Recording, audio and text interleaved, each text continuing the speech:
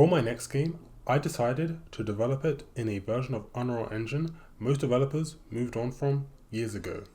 In this video, I'm going to go over exactly why I decided to do that. Let's get into it. So right now, I'm in Unreal Engine 4. And the main reason I decided to develop my next game in Unreal Engine 4 is because Unreal Engine 4 supports web builds. And you may be wondering, why do I need web build support? For my next game that I basically almost developed, Maha Island, when I went into the development of that game, I kind of just jumped straight into it. A while back, I had played Choo Choo Charles and I wanted to make a similar game. I figured if people like this game, then they'll probably like my game. I didn't really do that much market research. I kind of just jumped straight into developing that game. And that's all good and well. Although for my next game, I wanted to have a more strategic approach. So before I just decided to develop my next game, I wanted to see if there was a high amount of demand for my next game. That way it'd make it a lot easier to market and also sell. So for my next game, I decided before I commit to a Steam page, let me validate my game idea to see if a lot of people are playing it and they enjoy it. And if you want to learn how to get started making games, I'm an authorized Unreal Engine instructor, and I made a completely free Unreal Engine beginner course which will teach you all of the essentials of Unreal Engine. Make sure to check that out. There'll be a link to that in the description of the video. So for my next game, I decided first I'm going to put out a prototype, and if that does well, then I can polish that, and then once I polish that, I can then put a demo of that on Steam and then begin to market and fully develop that game. Now I could use a newer version of Unreal Engine, make a prototype demo and put that on the internet and see if people enjoy that and play that. Although the advantage of making and using a web build to host your prototype / demo is it's a lot more frictionless. So if you want people to do something, you want to make it as easy to do as possible. By making people download your game and then extract it, that's one extra step, and it could lead to people just never playing your game, even though it's just a little bit of an extra step to download and then extract it and then play your game. It's a bit of friction. Compare that to just being able to instantly play a game you see online. Let's say you see it and it looks interesting and then you play it instantly. You're going to get a lot more people to play your game.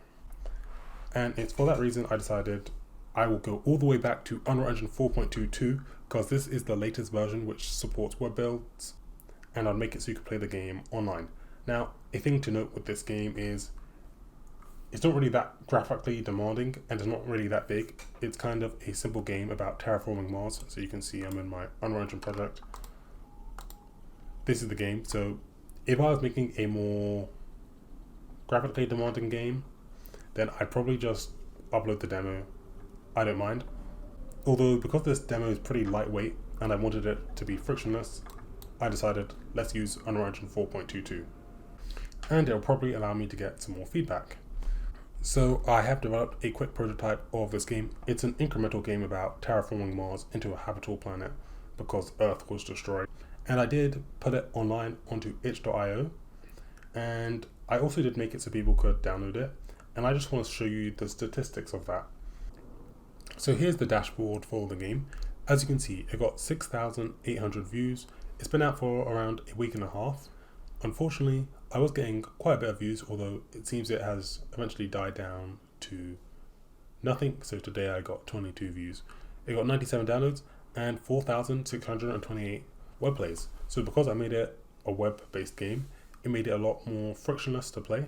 So I've gotten quite a lot of plays, especially when you compare that to the downloads. Now for the downloads, my bad, I didn't turn the downloads on until like day 4 or 3 because I accidentally forgot to include the download file. I just made the web file. But as you can see, since I made a web file, it made it a lot more frictionless and a lot more people played it. And this has helped validate my game. Now for the results, how do you know what enough views and what enough plays look like to validate your game? There's this site, How to Market a Game, and it has some benchmarks for the recommended amount of traffic you should have in order to validate your game. So he kind of says there are 3 levels of success on itch. Nothing. So literally nothing. Your game will have lifetime views of less than 5,000 views. Then you have minor featuring. Sometimes when you release a game, you'll be on the trending chart. So when I did release this on like the first or second day, I did get onto the trending chart, which is why the views did spike. But then eventually, because on itch.io games are released every day, so eventually it kind of just fizzles out. But I passed getting 5,000. So I'm here, minor featuring. I've got on between 5,000 and 10,000 views. Although if you get above 10,000 views, this can range all the way from 10,000 to a million, then your game has the magic and you should probably put it on Steam. Now this isn't a Bible, you don't have to live by this, but I thought just looking at this data, it can be helpful because that way you can analyze to see, did your game kind of fit within this? Of course, games can always be improved. And with itch, I know you can do like updates, and we do updates that can help you get a boost in traffic. He said his theory is you can tell whether a game has the magic within the first month or two. So maybe give it like 2 months, because maybe someone will play the game that could randomly spike it, or maybe you get featured somewhere and that could randomly spike it. But I'm hoping within 2 months I could get 10,000 views. To be fair, I think I'm still just going to put this on Steam anyway, because this was a prototype version. There are quite a lot of bugs. You can help me test it. I'll leave a link to this game in the description. But I would like to update this. If I go to the ratings, most people gave it like a 4 or a 5. To be fair, there are no clear instructions. I did add some instructions, although they're not very clear. I do want to improve that. I just wanted to put this up to validate it, and it did seem people were interested.